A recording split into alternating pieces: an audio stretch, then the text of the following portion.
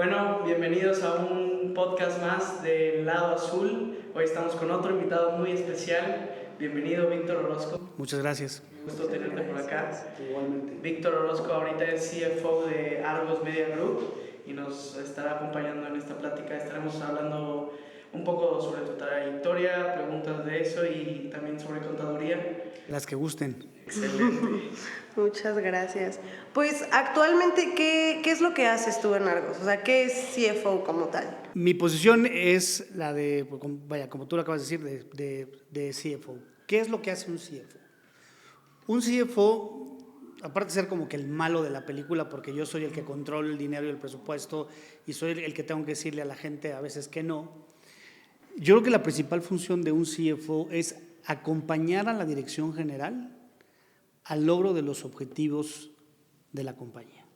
O sea, el director general, en pocas palabras y de manera más trivial, el director general y el consejo de administración tienen una visión de lo que quiere hacer la empresa, el negocio, y el CFO tiene que acompañar esa visión y esa misión que tiene esta compañía de la mano con el director general para decirle al director general: esto se puede hacer, esto no se puede hacer, yo creo que lo mejor es irnos por acá, dar recomendaciones para que el director general, su función sea mucho más sencilla.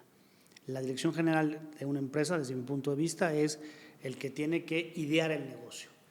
Y el CFO tiene que acompañar a ese director general y decirle cuáles son los caminos que él cree que son los correctos.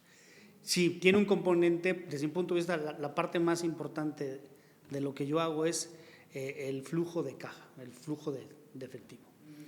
Tú puedes tener una compañía que puede perder dinero si no te sale bien una venta, pero no puedes tener una compañía pobre, porque una compañía pobre que no tiene dinero para operar se seca, o sea, no hay forma, se paraliza.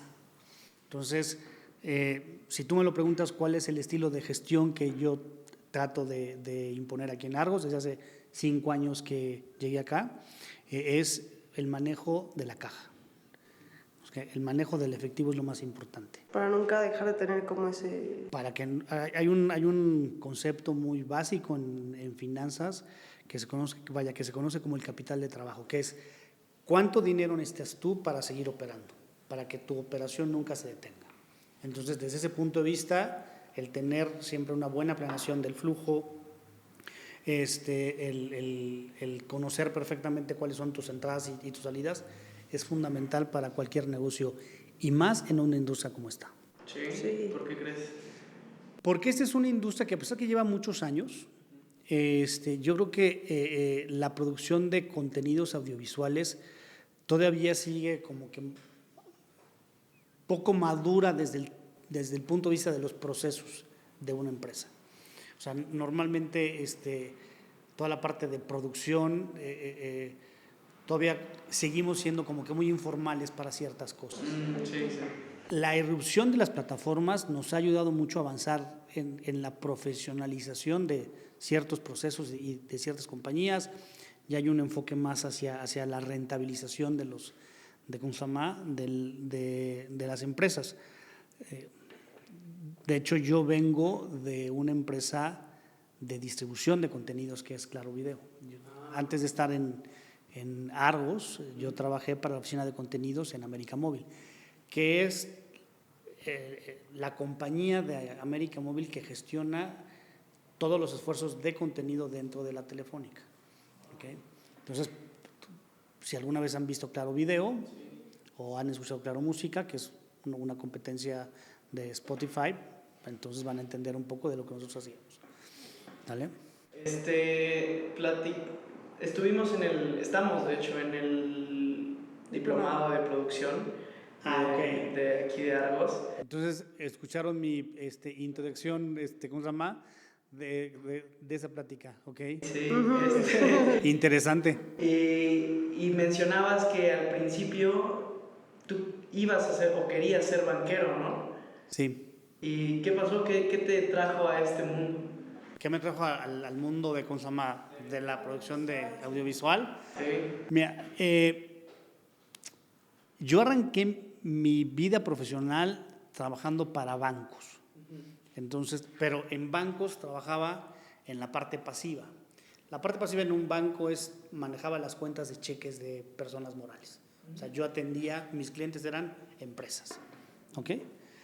Y luego, por un azar del destino, un jefe que tuve, al cual aprecio mucho, el ingeniero José Heredia, un día entra a mi oficina y me dicen, oye, ¿tú eres contador público? Sí.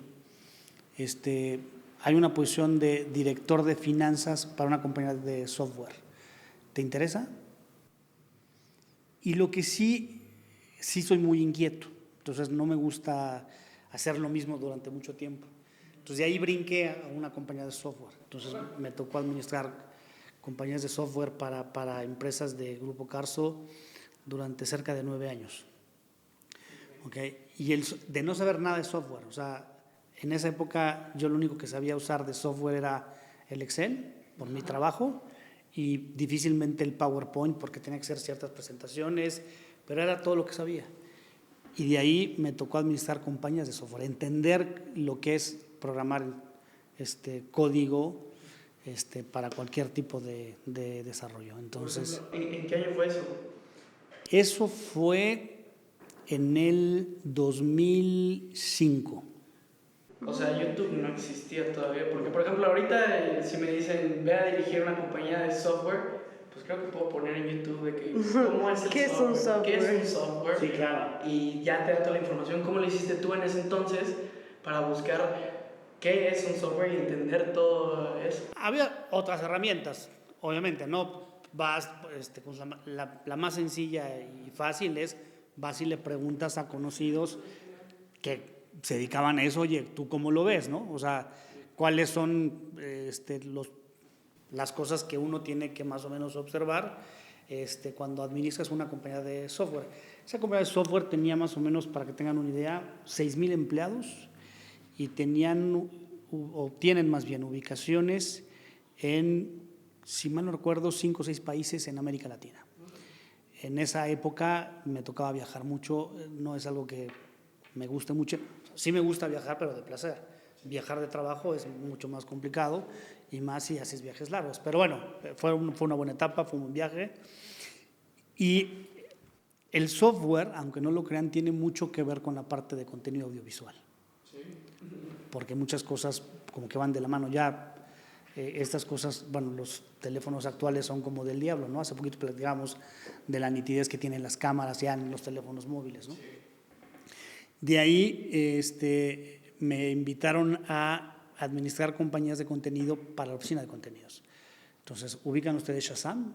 No sé si... ¿La aplicación? Sí. Órale, ajá. Entonces, en donde yo trabajaba, era parte, ¿cómo se llama?, del portafolio de inversiones que tenía el grupo. Una de esas era Shazam. Entonces, te vas metiendo al tema del software, del contenido, entonces te vas empapando. Pero la mayor parte de la compañía era distribución de contenido, claro, video. Entonces, ahí aprendes de contenido y nunca había estado en producción. No. Nunca había estado en producción hasta que llegué a Argos. Y de ahí hicimos alguna cosa medio disruptiva, porque como yo no sabía de contenidos, entonces me traje a un productor a trabajar conmigo para que él me enseñara de producción y yo le platicara algunas cosas de finanzas. O sea, como un intercambio. Como un intercambio, pero yo le aprendí, yo creo que mucho más a él que él a mí. ¿Okay?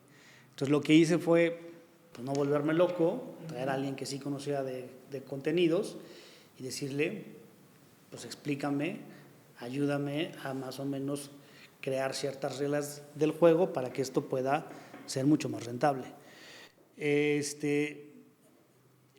viaje en Argos ha sido un viaje muy interesante, bien complicado y en algunos momentos muy complejos, por ejemplo, durante la pandemia. ¿Por qué?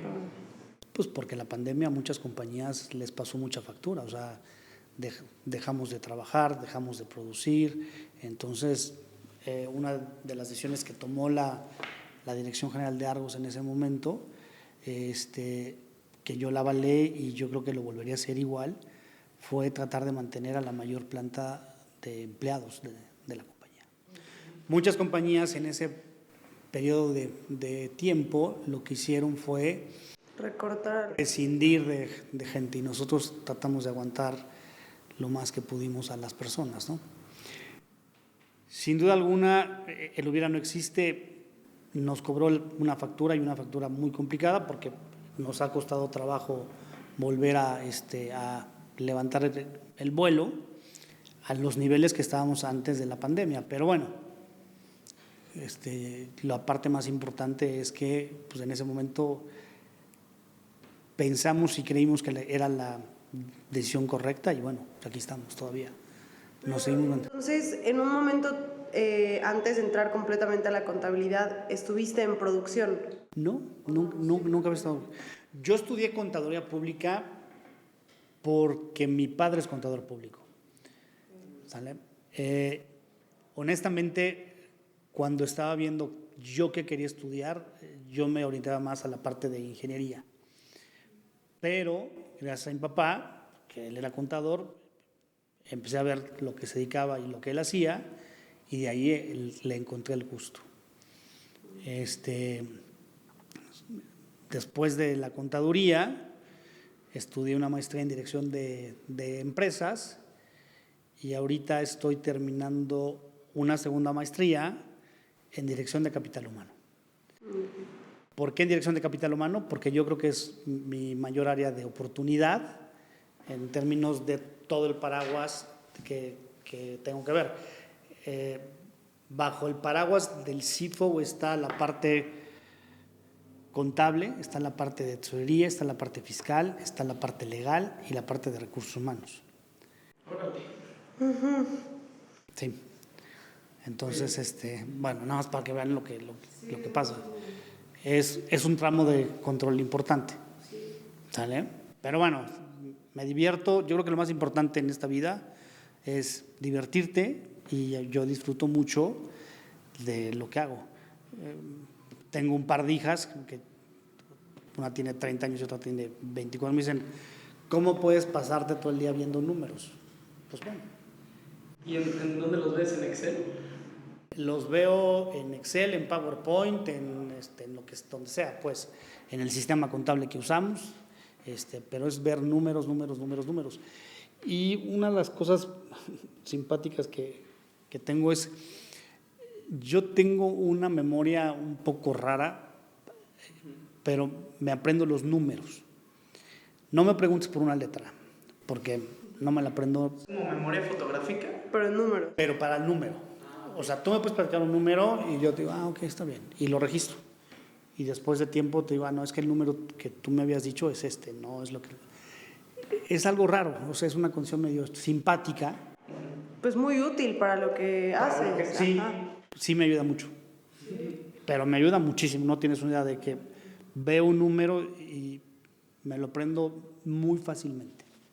Entonces, pero solamente pasa con los números. Con las letras soy el peor.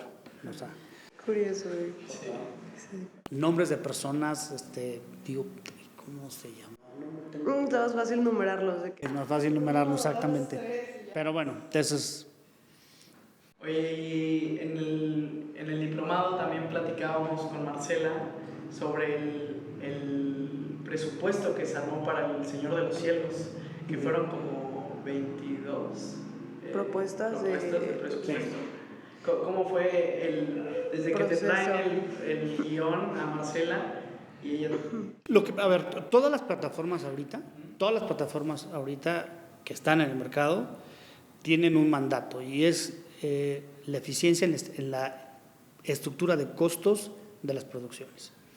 Entonces, más o menos los presupuestos tienen ya ciertas tendencias. Por ejemplo, el talento. El talento puede costarte, artístico, puede costarte entre el 26 y el 35% del presupuesto, ¿no? Dependiendo de la serie, ¿no?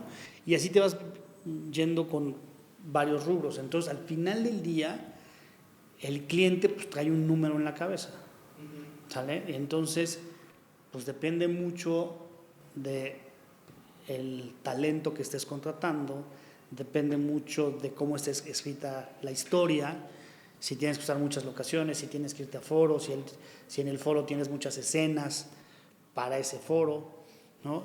Entre más episodios tenga el producto, es mucho más fácil la distribución del costo. ¿Okay? Entre menos episodios tenga, es más complicado.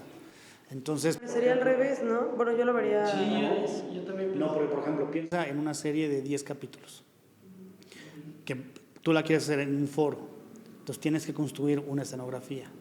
Pero en esa escenografía, que te puede costar alguna plata, solamente vas a tener 2 escenas o 3 escenas. Le sacas menos provecho. Le sacas menos provecho. Como hacer que dure algo para... Es como las mujeres mexicanas en días de quincena, que estiran el dinero. Así, lo más posible, es parecido. No, mira, yo honestamente respeto mucho a los productores, porque los productores tienen que hacer muchísimas cosas, muchas cosas, en un gap de tiempo muy corto.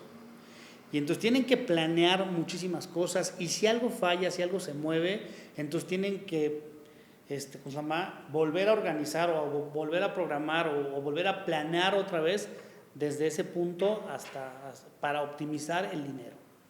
Entonces no es un trabajo fácil, o sea, yo creo que es un trabajo bastante complejo, en donde desde el lado de finanzas o desde el lado de la parte de la contaduría de la producción, hablando ya del tema de la producción, tenemos que ser un facilitador poniendo ciertos, warnings, ¿no?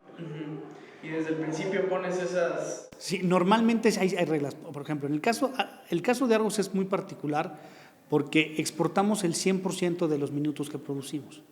O sea, hasta la fecha no tenemos un cliente nacional. Entonces, el esquema fiscal impacta mucho, porque mi cliente es norteamericano, ¿ok? Entonces, cuando yo le cobro, ¿sí? Él me paga, pero sin el impuesto al valor agregado. El impuesto, el IVA, Sí. es un impuesto que se tiene que pagar en territorio nacional por todos aquellos actos o actividades que se generen. No en todo, porque hay ciertas operaciones que están exentas. En nuestro caso no. Entonces, el esquema es medio complicado, porque si tu cliente es norteamericano, él no te paga el IVA. Pero tú aquí sí lo tienes que pagar. Pero tú sí aquí lo tienes que pagar. Entonces, las políticas, si lo quieres ver así, de Argos, el eje central o la vertical o la columna vertebral tiene que ser la parte fiscal. Y últimamente, en los últimos años, la parte fiscal aquí en México se ha endurecido mucho, ¿vale? Estamos pasando de Lolita a Dolores, ¿no? El SAT sí está apretando mucho las reglas, y entonces se vuelve mucho más complicado el operar, ¿ok? Pero bueno, al menos es una parte un poco estresante, pero nos divertimos siempre. Y ahorita hablando de eso, de que cada vez es más como estricto y pues menos fácil de manipular de alguna manera, ¿qué tan a detalle tienen que ser los presupuestos? O sea, porque yo entiendo que hay rubros ya en específico que son como todos los proyectos tienen que tener esos rubros, pero... Tienen que ser muy específicos, pero más que específicos tienen que cumplir con las reglas que te marca la autoridad para el ejercimiento del presupuesto. O sea, una factura,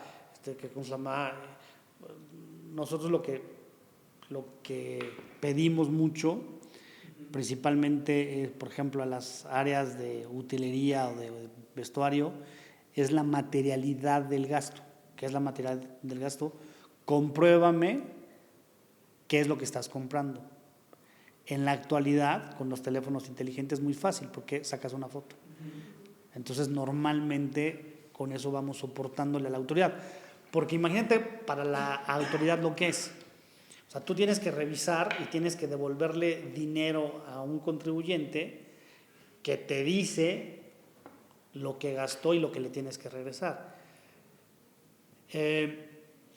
Y muchas ocasiones el funcionario fiscal desconoce mucho esta industria.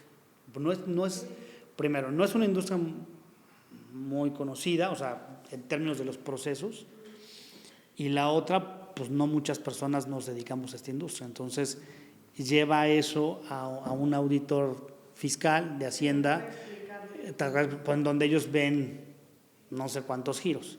¿Sí me explico? Entonces, no está tan fácil a veces. O sea, pero me surgía la pregunta de, ¿a poco de todo tienes que sacar factura en sí? Se nos olvidó comprar las flores rosas que quería el director, mándame al de producción.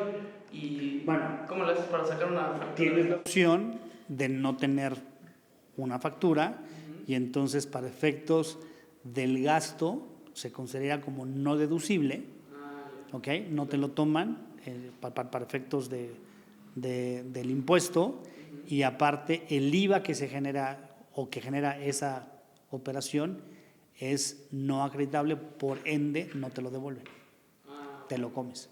Entonces nosotros, a ver, en Argos la principal línea de negocio es el servicio de producción. Y entonces nosotros hacemos producciones para diversos clientes, para Netflix, para Viacom, para ViX, en su momento para Telemundo. Y entonces cada cliente tiene ciertas reglas y ciertos porcentajes de cuántos no deducibles puedes tener dentro de la producción. Entonces, conforme a eso, conforme a las reglas de ejecución de cada uno de los clientes, es conforme uno tiene que ir actuando. Entonces, pero es interesante. Y qué bueno que se hayan metido a ¿cómo se llama? Al diplomado. Los ponentes saben mucho. Sí. Bueno, y Marce sabe, bueno, todo lo que quieran. Justo el episodio pasado fue con Marce, tuvimos una plática muy interesante, sobre todo por la trayectoria que tiene, o sea, ha sido... A ver, tienen que pensar algo. Argos cambió la forma de ver la televisión abierta en este país hace muchos años. Ustedes ni siquiera estaban ni pensados ni concebidos. Pero los que ya estábamos aquí nos dimos cuenta del cambio. O sea, hicieron un antes y un después. De nada personal, de mirada de mujer, de todas las... Y Marce fue parte de eso, ¿no? Junto con Epi, junto con Vero, ¿no? O sea, sí, tienen la oportunidad de platicar con gente que tiene un bagaje y una experiencia brutal en la producción de contenidos audiovisuales, ¿no? Pero bueno, sí, tienen suerte. También, no me acuerdo cómo se llama esta chica que fue también bueno, que estuvo en el diplomado. ¿Quién? ¿La fiscal o la legal? No, creo que fue fiscal, que ella se sabe todos los trucos para justo lo que nos decías, de que es difícil explicarle al del SAT. Ruth Flores se llama. Sí, ella nos decía cada cosa que era como de, ay, no, o sea, como que yo terminé después de eso de, ya no tenemos grabada esa clase, pero si no le entendemos, a ver cómo le buscan. Pero si no lo entienden, está aquí en el segundo piso del Foro 1. Sí, a ver, Ruth conoce tanto de la parte fiscal porque trabajó cerca de un poco más de 10 años en la parte fiscal, estaba en el SAT. Y otra de las ventajas que se tiene con Ruth es que ella era la responsable de ese proceso en la administración local que está aquí a media cuadra. Éramos vecinos. Estaba muy cerca. Ella se sabe todo. Ella era la que nos revisaba y entonces yo la pasé tan mal con Ruth cuando estaba de aquel lado que mejor la invité de este lado para facilitarme la vida a mí y a la compañía. Entonces ese es el punto más. Como quien dice, si no puedes con el enemigo, únete. Lo que yo hice, me inventé el hilo negro y nada, era un tema bien complicado. Entonces lo que hice fue invitarla a trabajar con nosotros y aceptó, afortunadamente. Oye, y hablando del SAT, ¿cómo le hacen para pagar la gente que no está todavía en el SAT? O sea, o les dicen que tienes que ir a registrar en el SAT. Al final ya, yo creo que con las tecnologías de la información con la que ya cuentan el gobierno, en este caso en la parte fiscal, pues ya es muy complicado que la gente no se dé de alta, ¿no? O sea, quieres que te paguen y tiene que ver mucho con los procedimientos de registro, ¿no? Con la factura electrónica que vamos en la versión 4.0, hasta donde entiendo, ya te piden muchos requisitos, entonces ya es más complicado. Sin lugar a dudas siempre va a haber espacio, y tristemente más en los países del tercer mundo, para la informalidad, ¿no? De hecho, en este país pues ya estamos cerca del 60% de la población económicamente activa en la parte informal, ¿no? Y se da mucho para el cash y todo ese tipo de cosas. De hecho, en la producción, o sea, nos pasa mucho que los responsables de utilería principalmente o de vestuario, pero pasa más creo que en utilería y en arte. Te dicen, no, es que yo fui y compré en el mercado de Sonora porque es más barato. Pero el mercado de Sonora, pues ya no te dan un comprobante, ¿no? Entonces empiezas a jugar con el tema, ¿no? Pero ahorita pues, yo creo que ya las autoridades últimamente están mucho más agresivas y insisto, con todos los sistemas que ya manejan, ya cruzan información por todos lados y te pueden pescar mucho más sencillo de lo que era antes, ¿no? Pero bueno, sigue siendo un reto. Entonces le recomendarías por ejemplo, que nosotros somos actores y muchos vamos a tener... Si eres actor y quieres una recomendación, la primera es, a ver, ¿qué nos pasa mucho, no? O sea, uno entiende que tu actividad principal es actuar y que no te tienes que preocupar por nada más que por actuar, ¿sale? Yo creo que ese es desde mi punto de vista, yo sí creo que se tendrían que meter un poquito más, si no hacer el cálculo, porque ni siquiera yo hago el cálculo, y mira que yo estudié contaduría pública, pero sí más o menos preguntar y tener una gente de mucha confianza, ¿vale? Pero siempre reten lo que les diga su contador o su fiscalista, siempre rétenlo, o sea, pregúntenle por qué, y si no les convence, busquen otra opinión. O sea, mi recomendación, lo que yo, si alguna vez me preguntaron, yo diría, bueno, si tú tienes un contador de cabecera, pues búscate otro y pregúntale lo que te dice de acá. Y compara. Y obviamente, o sea, justo como dices, no solo ser el actor que actúa y ustedes resuelvan eso, pero tratar de meterte pues, lo más posible para entender qué está pasando con tu... Insisto, no vas a hacer tú el cálculo. Pero estás enterado, ¿no? Pues nada más dile, oye, pues a ver, explícame cómo se juega esto, ¿no? Y si no te suena, pues mi consejo sería búscate a otra persona que rete lo que te está diciendo el que tiene de planta. Siempre comparen, pues es la más fácil que pueden hacer. Pero obviamente el talento, como está tan preocupado por actuar, no se mete y normalmente se los deja al manager. Y entonces el manager pues a veces no lo hace o confía en el contador que estaba ahí y no lo hacen correctamente y luego se meten en unos problemas fiscales horribles, ¿no? Pero bueno, insisto, no es que ustedes lo hagan, pregunten nada más o reten a las personas. O tengan a alguien como Ruth que se la sabe de pe a pa y nada más... Te vas a meter al SAT, te contrato a ti para que me ayudes con todas mis cosas. ¿Qué más? Bueno, esta ya medio contestaste hace rato. Queríamos saber si existe alguna plataforma o como sistema operativo que usen específicamente para los presupuestos y la contabilidad de las producciones audiovisuales. Cada cliente, a ver, el de cabecera de la industria, y casi todas las plataformas lo usan, es el Movie Magic para los presupuestos. Okay. ¿Aquí también lo usan ese? Sí. Aquí usamos Excel, usamos el Movie Magic y los que se puedan, porque cada cliente tiene su forma de que quiere que le presentes tú el presupuesto o el reporte de costos, como le llaman, ¿no? El cost report.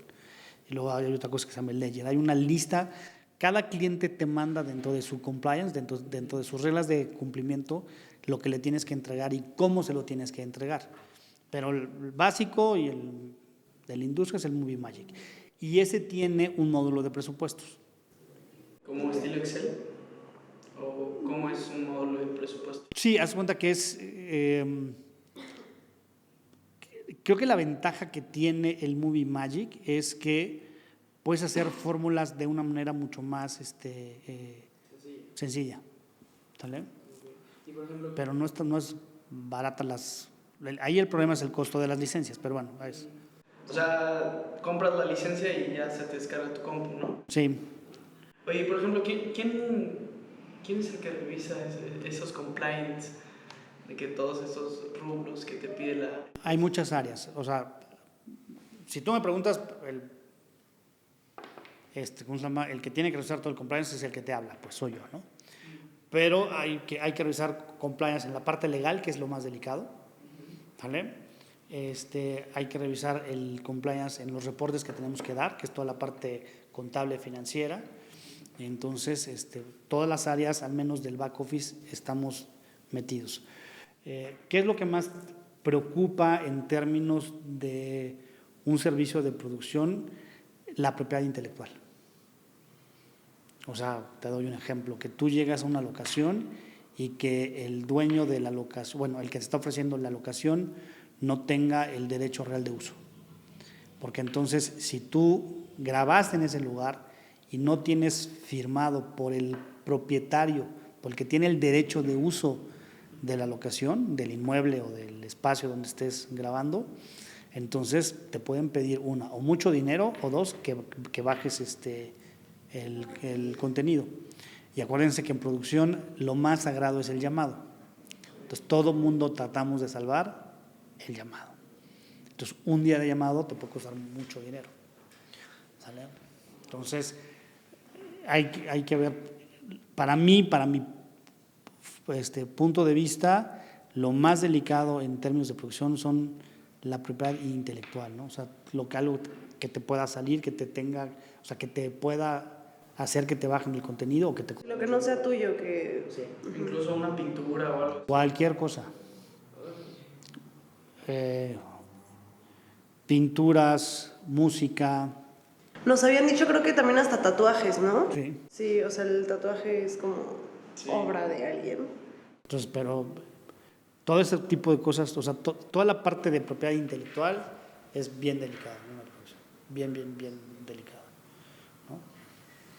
Oye, ¿qué nos recomendarías a los actores que tendríamos que saber sobre el tema de finanzas o el tema financiero?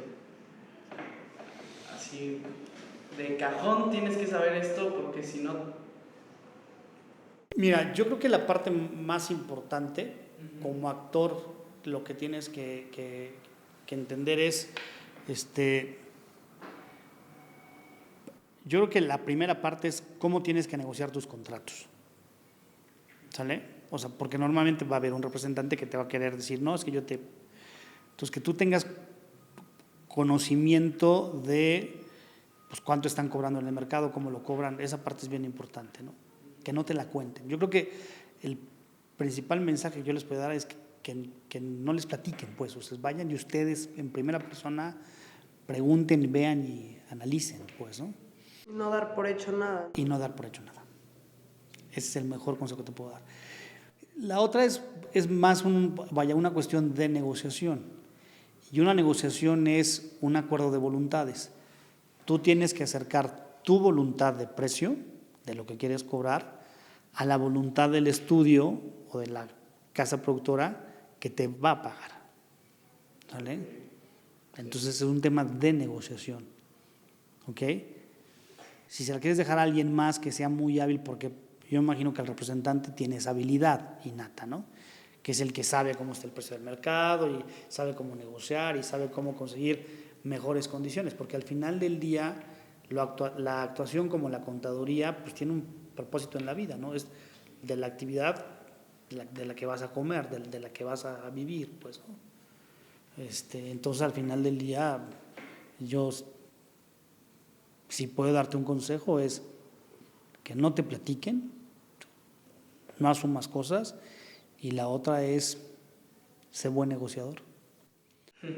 Un buen método. Porque tú tienes que negociar también hasta con tu representante. Sí, o sea, cuánto le toca a él y todo eso, ¿no? Sí. Y me acaba de surgir la pregunta, en cuanto a los pagos, cuando se termina de trabajar, aquí cómo lo hacen, ¿es por días hábiles hasta que se termine de hacer todo el proceso? Pero a ver, depende de quién estemos hablando. Si estamos hablando del talento artístico, que puede ser por llamados o por un periodo de tiempo, o del crew de producción o de un proveedor. Depende de lo que estemos hablando. Por ejemplo, para actores, ¿se les paga en el momento después del llamado o...? Normalmente es cómo se negocie el contrato. Hay actores, o sea, el main cast, que yo me acuerdo se les paga por mes, o sea, una cantidad, o sea, ya hay una cantidad platicada con el network y con la casa productora. Como si fuera sueldo. Sí, como si fuera un sueldo o en ciertos pagos, pues. Hay talento que consuma que pues, son tan exitosos que pueden pasar meses y no te cobran, pues, ¿no? Sí. Y tú le tienes que decir, oye, me mandas tu factura porque pues, te tengo que pagar porque tengo que cerrar mi producción, pues, ¿no? Depende. Y regresando un poquito al tema como de los presupuestos, ¿tú has vivido como algún momento, algún presupuesto que te haya quitado noches de sueño? Sí. Que digas, lo tengo bien marcado. Normalmente, fíjate que Argos de unos años para acá tiene un mecanismo, un método muy bueno que se llaman mesas de control. ¿Vale? Si tú le preguntas a Epigmenio Ibarra más o menos cómo se mueven los gastos en una producción, Epi te puede contestar, y espero que no me esté escuchando, me vaya a crucificar, más o menos como el 70% de los gastos de una producción son fijos.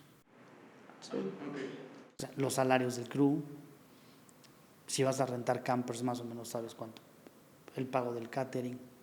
O sea, ya hay muchos rubros que ya son muy predecibles, ¿no? Los salarios del talento. ¿Qué es lo que te puede hacer que se te mueva un presupuesto? La parte variable, ¿ok? Algunas escenas o algún imponderable. Platicaban en el diplomado que el tipo de cambio afectaba también mucho a... A ver, ahorita estamos en una negociación con un cliente porque el tipo de cambio ahorita no ayuda mucho. ¿Ok? Nada más para darles un ejemplo. El tipo de cambio para producciones del 2023 es 17 pesos, para el 2024 es 18.50. Ese 1.50, si lo sacan en tasas, es más o menos como el 8,10% de uno a otro. Eso puede ser un margen de producción. ¿Sale? Entonces, desde el tipo de cambio, entonces, si ahorita, por ejemplo, el peso está caro en términos del tipo de cambio, entonces te dan menos dinero. ¿Sale? Porque si se pacta, por ejemplo, si vas a pactar $450,000 por episodio, no es lo mismo que te paguen $450,000 a 17 a que te paguen $450,000 a 18.50. Pues sí. Entonces recibes menos dinero, pero tú tienes que pagar pesos y aquí pues, la inflación está cara, ¿no? No sé si han escuchado eso en las noticias, ¿no? Entonces dices, oye, pues es que me va a alcanzar para menos cosas, igual ya no llego. ¿Qué es lo que más me preocupa en un presupuesto de producción? Cuando nos estamos acercando ya hay un brinco en donde nos vamos a pasar. ¿Vale? Que dicho sea de paso, las productoras son muy buenas para ver cómo pueden corregir las cosas, ¿no? Al menos lo que me ha tocado ver aquí es que sí han tenido mucha habilidad, pero sí nos ha tocado que nos hemos pasado. Y eso me preocupa bastante. ¿Eso has hecho que te quite el sueño algún...? Sí, claro. ¿Quieres que te dé nombres puntuales de producciones? ¿Cuál te pasaste? ¿Cuál dices tú fue la que tengo más en la mente que dije, chance que no te pasaste, pero que la salvaste y dices, uy? Es que, fíjate, por ejemplo, de cuál me acuerdo que fue todo un reto, Danny Who. Danny Who fue una producción que hicimos para Viacom, para hace unos años, en donde yo creo que vimos en la cuarta, quinta semana y empezamos a proyectar el cierre de la producción y veíamos que nos íbamos a pasar como por mucho, ¿no? Entonces ahí nos tuvimos que juntar con el productor de línea, con el productor ejecutivo y empezamos a ver, oye, pues no, hay que cambiarle, hay que ajustar, hay que hacer esto, hay que hacer lo otro, hay que hablar con el cliente para no pasarnos, ¿no? Afortunadamente esa la alcanzamos a brincar bastante bien porque hicimos muchas medidas correctivas y es lo que yo les platicaba. Argos tiene un proceso llamado mesa de control en donde entra la parte de producción, la parte de finanzas y empezamos a ver los números de la producción. ¿Ok? Primero se tiene interno y luego se tiene con el cliente. ¿Ok? Ese es un modelo que, si mal no recuerdo, no me acuerdo si fue Marce o Vero Velasco las que adoptaron esa figura y una pieza clave en todo este proceso es el mesista de control, que es el que va palomeando y que va viendo cómo se va comportando el gasto en la producción. Porque recuerden, es mucho gasto en un gap de tiempo muy corto. Entonces, y también muchos imprevistos, ¿no? Y muchos imprevistos. De repente. O sea. Bueno, pues la pandemia fue uno de esos, ¿no? Porque también algo que, no recuerdo si nos dijo Marce o de dónde lo escuché, pero la pandemia no solo fue el frenar el trabajo, pero el hecho de las pruebas y todas las medidas gastaban muchísimo dinero, ¿no? Era sí. Considerar como otra parte para las pruebas diarias. No me recuerdo bien el dato ahorita, pero más o menos los gastos de IHS, que es como se conocía en el medio, no me acuerdo si alcanzaron cerca del 16 o el 18% del valor de la producción. Eso es un número. Muchísimo. Sí, muchísimo. Porque al principio hacían reglas de que tenías que hacerte prueba 2 veces a la semana. ¿Ok? Entonces, imagínate. Poquito de alguna manera, ¿no? Pero, pues, para ver. Es que yo he ido a como producciones en las que diario si llegas es hacértela. O sea, Pero PCRs, porque acuérdate que la prueba PCR al principio tardaban X días en darte el resultado. Entonces no te servía hacerlas todos los días. Sí, te enterabas 3 días después. 3 días después, o sea, ¿qué pasaba a la mitad del periodo? Si mal no recuerdo, aquí se hacían 2 veces a la semana y nos funcionó muy bien. De hecho, Iván Sánchez, el médico de aquí de Argos, que no sé si lo conozcan, ¿no? Bueno, está aquí en la planta baja, fue muy asertivo para este tipo de pruebas. Entonces, pero sí se pagaban miles de pruebas, o sea, y dependiendo mucho de cuántas unidades, ¿no? Si más o menos asumimos que una unidad que trae dependiendo 80, 120 personas, pues multiplíquenlo eso por 2 o por 3, ¿sale? Más el talento artístico y eso 2 pruebas a la semana, ¿no? Y sin tomar en cuenta el personal de los proveedores que puedes traer, por ejemplo, el campero que trae al chofer o el de los transportes, o sea. Porque a mí también incluso me tocó ir a castings en donde te hacían la prueba. Para poder hacer el casting te hacían la prueba, entonces ya ni siquiera es dentro de la producción, es como... Pasos anterior a. Ajá.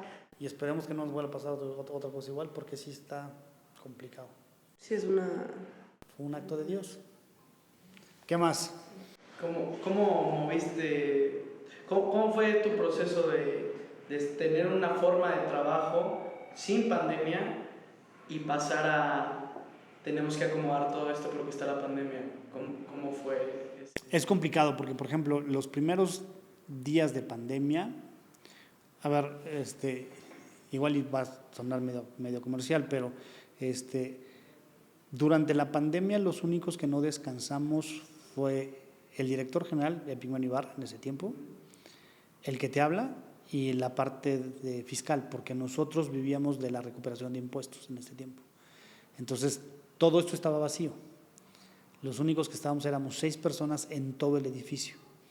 Más aparte, no me acuerdo si 1 o 2 personas de limpieza, que solamente limpiaban esas áreas.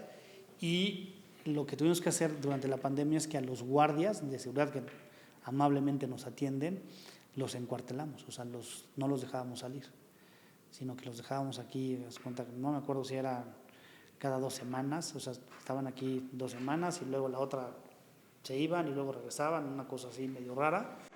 Okay. Pero de esa manera pudimos Como cerrar el círculo sí, para evitar contagios.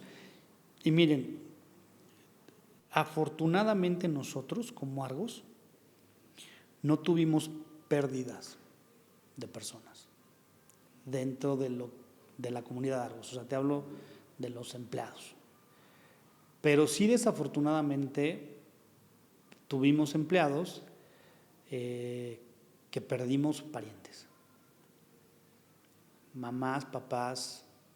Yo en lo particular perdí un sobrino de 42 años de edad por el COVID. Entonces, afortunadamente por las medidas que se tomaron, no tuvimos decesos de empleados de Argos, pero esos empleados sí vieron partir a sus seres queridos, ¿no? Y eso es bien, bien lamentable, ¿no?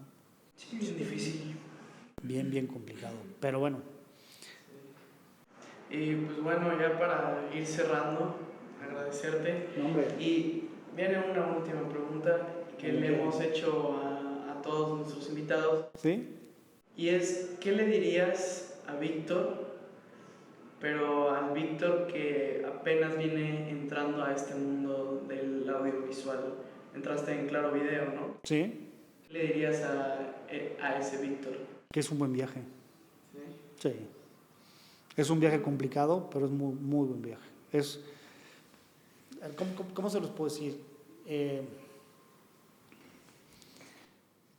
Ya cuando ves el trabajo terminado y cuando ya lo ves en la pantalla, dices, mira, esa la hicimos nosotros, qué bien quedó.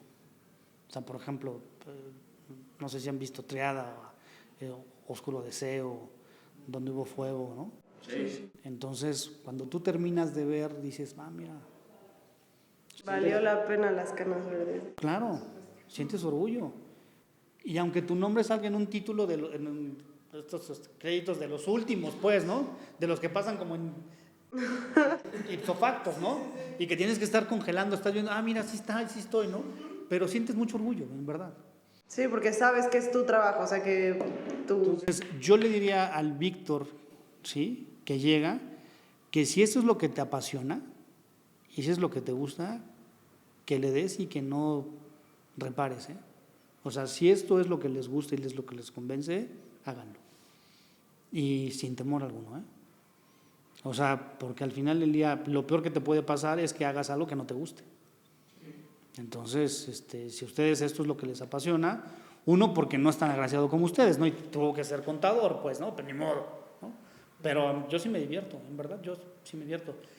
Y una de las cosas que a mí me ha gustado mucho es aprender. Y honestamente,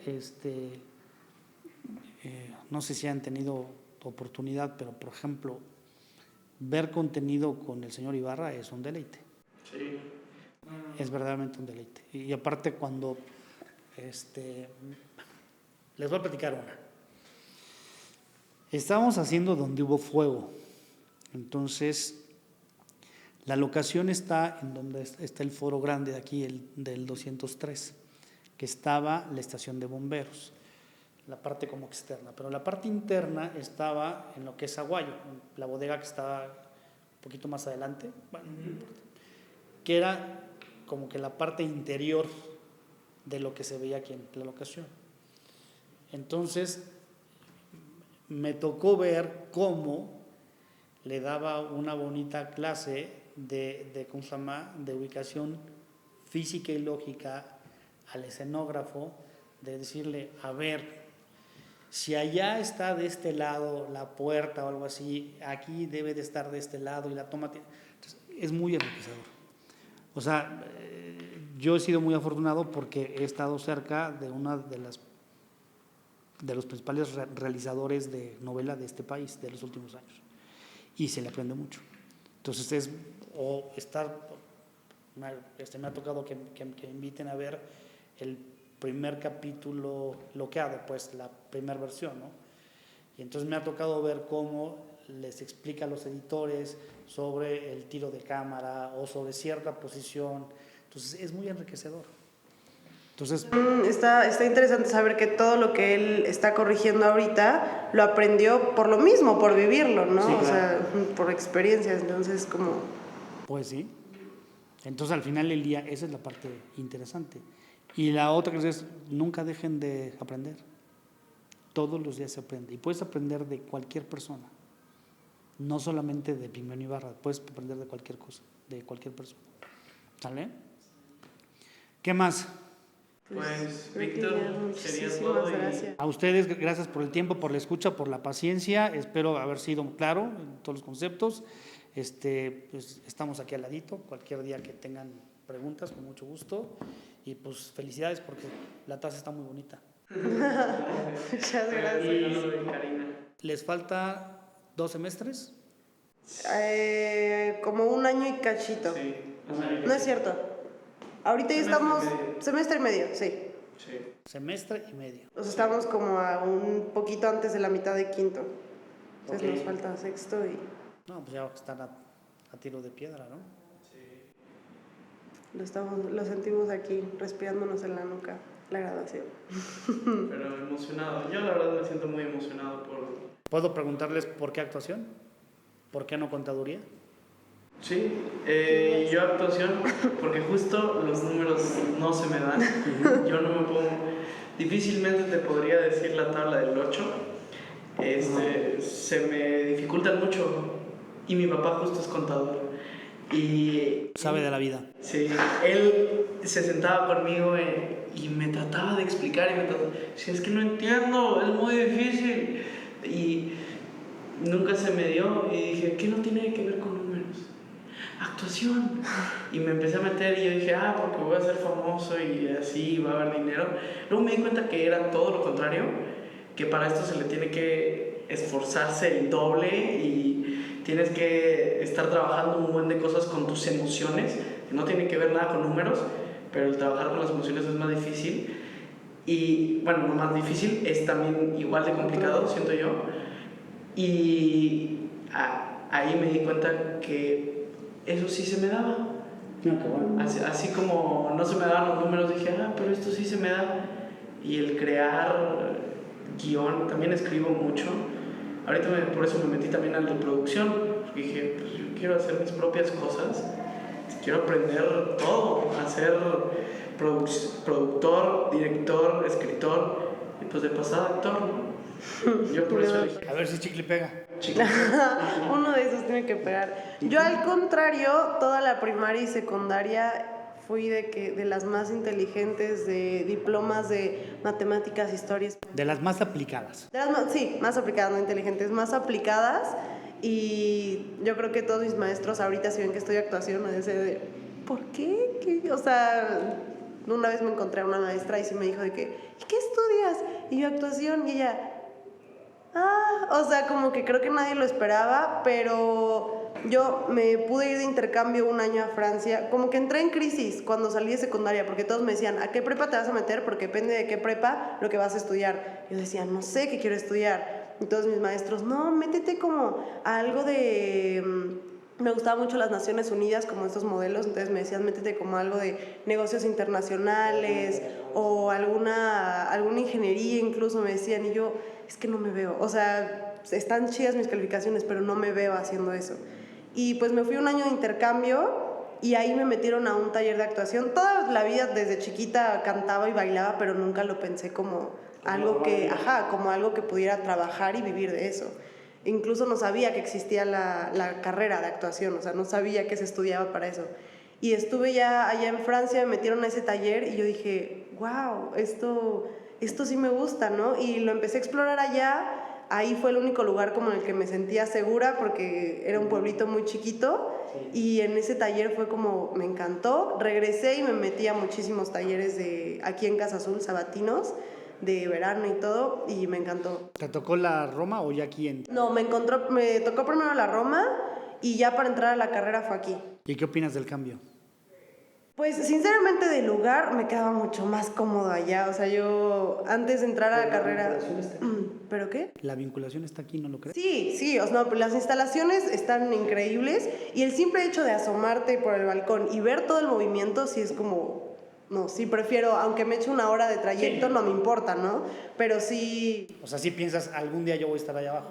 sí, sí, claro. Y el hecho de luego vas caminando y están como los foros abiertos, yo siempre que los veo abiertos me asomo de qué están grabando, qué están grabando y quiero ver todo.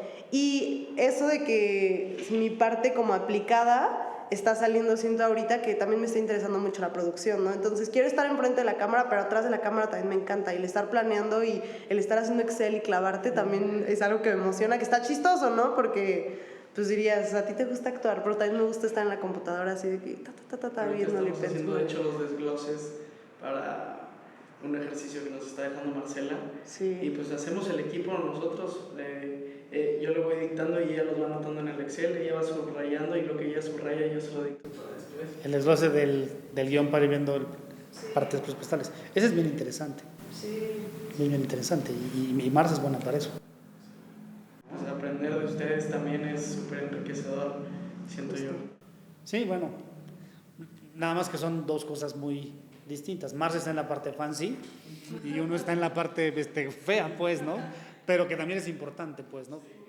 Pero bueno, jóvenes, muchísimas gracias. Buen fin de semana y mucho éxito. Y pues de aquí ahí va a haber para un buen rato. Espero que les guste mucho lo que están estudiando, porque aparte, si mal no recuerdo, sin temor a decir una tontería, ustedes ya salen como licenciados en artes escénicas.